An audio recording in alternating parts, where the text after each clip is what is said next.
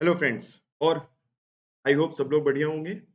आज का वीडियो है हमारा पीआईबी में एक स्कीम थी, जनवरी के में पीआईबी में स्कीम थी जिसके ऊपर मैंने एक 3 क्वेश्चंस बनाए हैं और बेसिकली अ, एक केस स्टडी टाइप का क्वेश्चन मैं लेके आया हूँ इस बार नाबार्ड के जो कि चांस है फेज़ 2 में पूछ सकता है, बट उसमें कुछ क्वेश्चंस जो हैं वो आपके फेज़ 1 में भी पूछे जा सकते हैं। तो हम अभी आगे आने वाले स्लाइड्स में देखेंगे कि वो स्कीम कौन-सी है और वो केस स्टडी कैसे बनी है, ठीक है? तो myself VP Vishal Pandey and I have started my own channel here keep learning. तो आप प्लीज़ इसे सब्सक्राइब करो। अगर आपको लगता है कि इसे सब्सक्राइब करने से आपके कुछ फ़ायदे हो रहे हैं तो इसे सब्सक्राइब ज़रूर करो और मैं इस पे डेली ट्राई करूँगा कि वीडियोज़ अपलोड करता रहूँ और those video will provide you lots of information जो कि आपके आने वाले कोई भी एग्जाम के लिए बहुत इंपॉर्टेंट हो सकती है just not for NABARD. On the basis of NABARD मैंने इस चैनल को शुरू किया है, तो इसमें हम देखेंगे क्या-क्या और एग्जाम्स को हम इंक्लूड कर सकते हैं।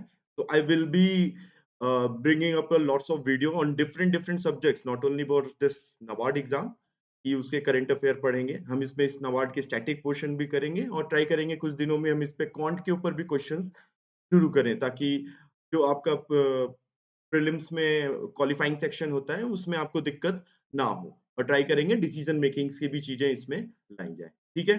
तो विदाउट एनी वेस्टिंग टाइम हम शुरू करते हैं और होप करूंगा आपको वीडियो अच्छी लगे। चलिए, ठीक है। ये एक न्यूज़ थी जिसको मैंने पीआईबी से उठाया है। Actually it's a case study type of question, okay? तो जस्ट पहले इसको एक बार पढ़ते हैं। Understanding the demand supply gap between the need of consumer and the supply of primarily processed vegetable from the farmer.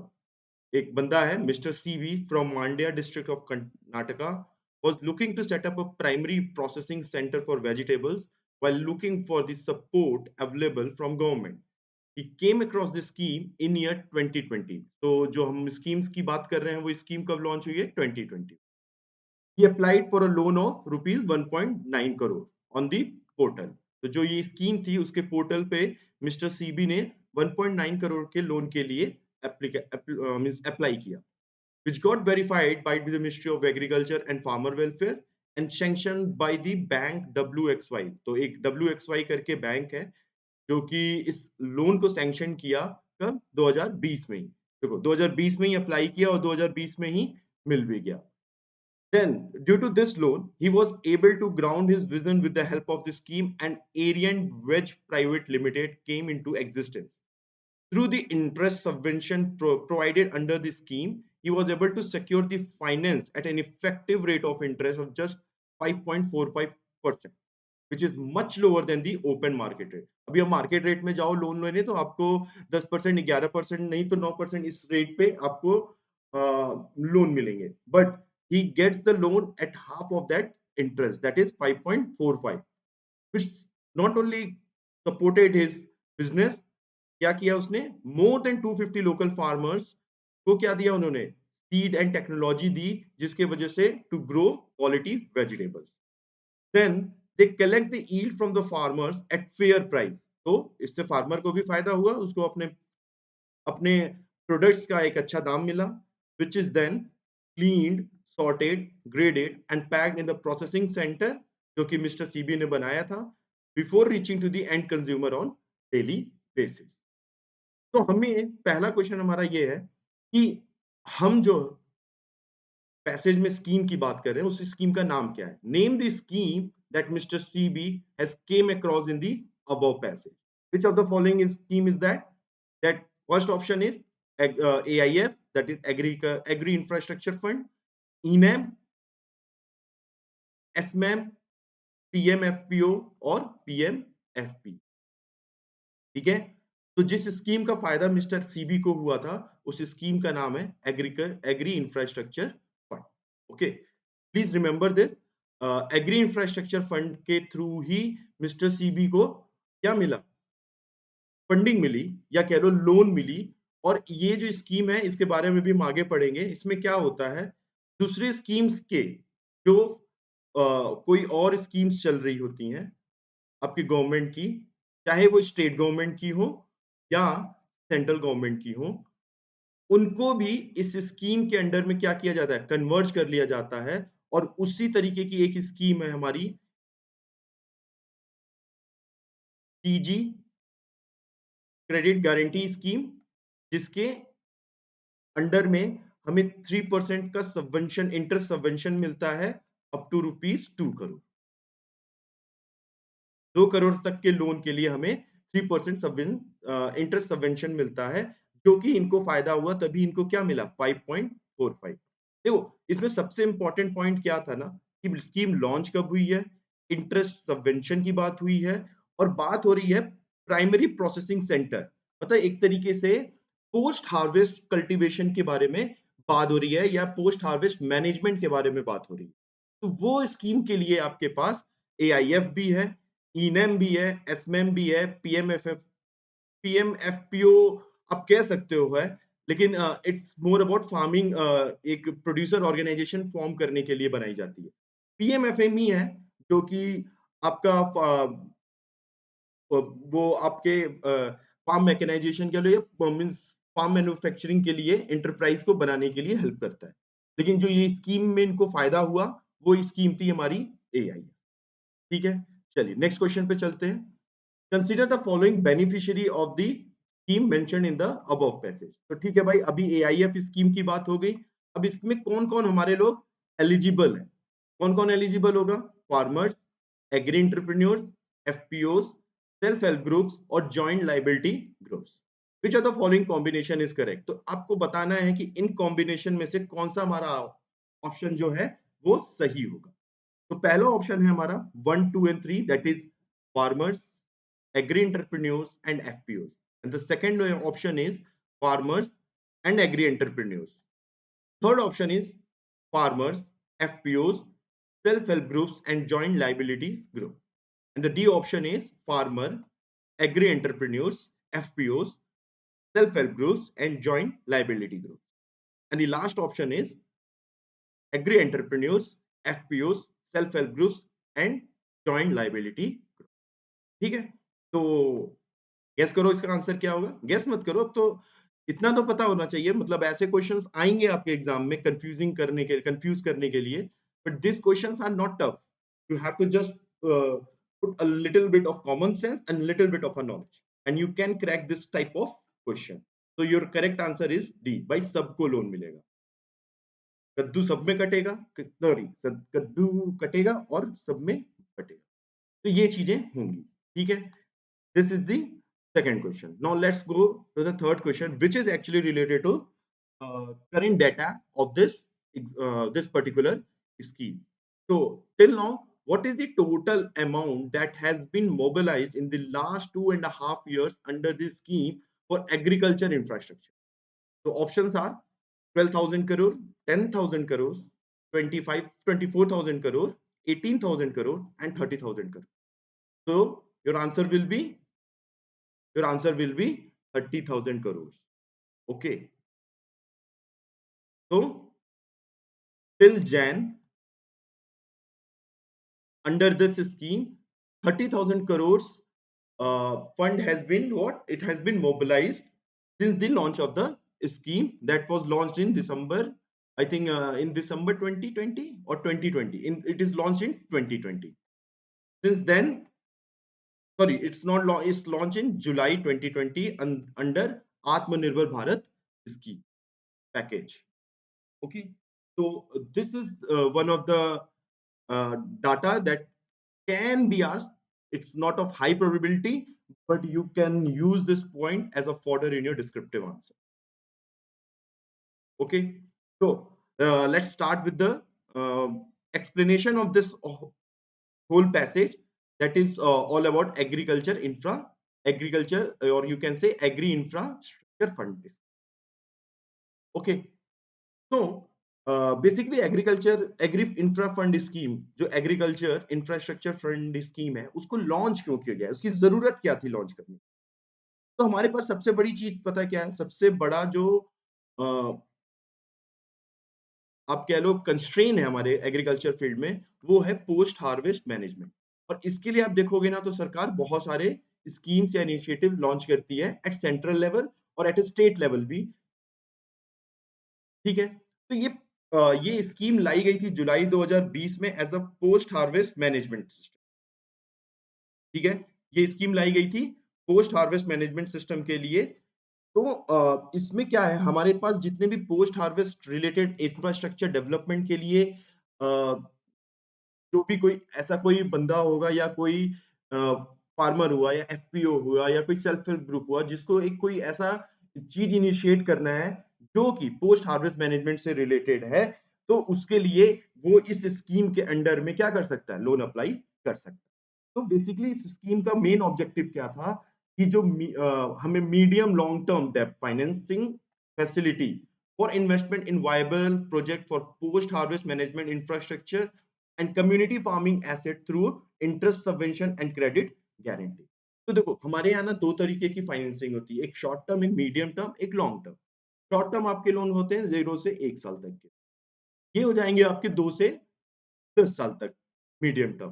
तो 2 से 10 साल तक के बीच में जो भी लोन दिए जाते हैं ना वो मीडियम टर्म लोन। कौन से लोन होते हैं वो? मीडियम टर्म लोन होते हैं। और जो 10 साल से ज्यादा के लोन होते हैं वो लॉन्ग टर्म लोन हो जाते हैं। तो बेसिकली सरकार क्या बोलती है कि हम आपको 2 से 10 साल तक का समय देंगे जिसमें आप अपना लोन लो और अपना जो भी इनिशिएटिव है उसको फंड करो, उसको आप अच्छे तरीके से रन करो, ऑपरेट करो, and then if you want if you can return those money in 2 to 10 years। Basically इस स्कीम के अंदर में मैक्सिमम पीरियड है 7, ये अभी हम देखेंगे। तो बेसिकली ये जो मीडियम लॉन्ग टर्म डेब्ट फाइनेंसिंग फैसिलिटी होती है वो बेसिकली दी किस लिए जाती है? पोस्ट हार्वेस्ट मैनेजमेंट के लिए। हो सकता है स्टोरेज के लिए दिया जाए, हो सकता है पैकिंग के लिए दिया जाए, हो सकता है ग्रेडिंग के लिए दिया जाए। तो there are different sorts of post harvest process जो कि हम क्रॉप्स को हार्वेस्ट करने के बाद डिफरेंट डिफरेंट तरीके से उसको यूज करते हैं, की पैकिंग करते हैं, अ, हम उसकी फिर ग्रेडिंग भी कर सकते हैं, फिर उसको हम मीन्स उसको हम फर्दर उसका रिफाइन भी कर सकते हैं। तो जो भी हम प्रोडक्ट्स या क्रॉप हार्वेस्ट करते हैं, they are most of them are not direct consumable products. Okay, तो उनको कंज्यूमेबल बनाने के लिए, उनकी क्वालिटी को मेंटेन करने के लिए हमें पोस्ट हार्वेस्ट इंफ्रास्ट्रक्चर की जरूरत होती है। उन सारे पोस्ट हार्वेस्ट इंफ्रास्ट्रक्चर को डेवलप करने के लिए ये स्कीम लाई गई थी, जो कि हमारे किसी भी FPO, farmer, self help group, कोई भी एग्री एंटरप्रेन्योर होगा या कोई भी जॉइंट लायबिलिटी ग्रुप होगा, उसको क्या करेगी गवर्नमेंट? सपोर्ट। अब इसको सपोर्ट करने के लिए दो तरीके की और चीजें इसमें लाई गई, एक तो इंटरेस्ट सबवेंशन और एक क्रेडिट गारंटी। ठीक है, अब देखते हैं। देखिए इसके सर्टेन फीचर्स हैं जो कि हमें जानने बहुत जरूरी हैं। पहला तो ये हमने बता ही दिया कि डेब्ट financing facility for post harvest management. अब देखो इसका कॉर्पस कितना है? 1 लाख करोड़ है। कॉर्पस कितना है? 1 लाख करोड़ है। तो कहीं भी क्वेश्चन में आए कि what is the corpus of agriculture infrastructure fund, तो आपको सिंपल याद रखना है 1 लाख करोड़।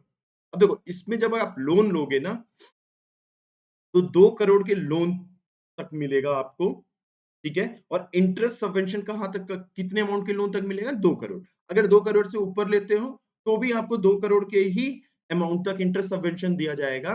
उसके ऊपर वाले लोन के अमाउंट के लिए जो आपका नॉर्मल इंटरेस्ट रेट होगा वही आपका लगेगा, ठीक है। और मैक्सिमम पीरियड कितना है? 7 ईयर। अब देखो 2 से 10 साल का था लोन, तभी ये मीडियम टर्म डेब्ट फाइनेंसिंग फैसिलिटी के अंडर में आया, ठीक है। अब देखो इसमें मॉरेटोरियम पीरियड दिया जाता है कितने? 6 मंथ से 2 साल तक।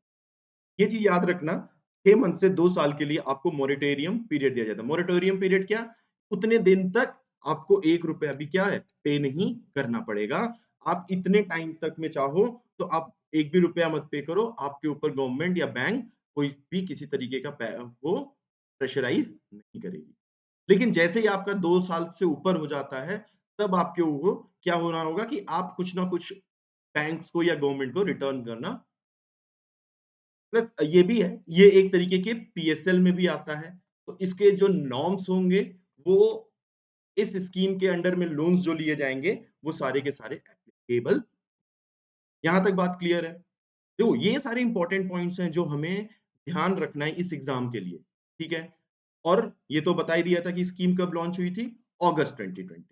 जुलाई में ये आया था, जुलाई में आत्मनिर्भर भारत पैकेज लॉन्च हुआ था और उसी के अंडर में ये स्कीम को लाया गया, ठीक है? देखिए, अब इसमें कुछ और पॉइंट्स हैं जो कि जान लेने चाहिए। ये तो मैंने आपको बता ही दिया। अब देखो, ये जो 1 लाख करोड़ है ना, ऐसा थोड़ी ना है कि 2020 में लॉन्च हुआ है तो 2021 तक में ये सारा लुटा देना है। नहीं, नहीं। हमारे पास टाइम है 1 लाख करोड़ को कब तक डिसबर्स करने का, या सैंक्शन करने का, 2025-2026 तक। 2025-26 तक हम चाहेंगे तो, तब तक हम चाहें तो इस स्कीम के अंडर में हम लोन ले सकते हैं। ठीक है? और जो भी हमारे इस स्कीम के अंडर में इंटरेस्ट सबवेंशन मिल रहा है या क्रेडिट गारंटी असिस्टेंस मिल रहा है, वो कब तक दिया जाएगा? वो 2032 से लेके 2033 तक दिया जाएगा। ठीक है? तो ये तो कुछ इंपॉर्टेंट फैक्ट्स हो गए इस स्कीम के रिलेटेड। इंपॉर्टेंट फैक्ट्स हो गए इस स्कीम के रिलेटेड।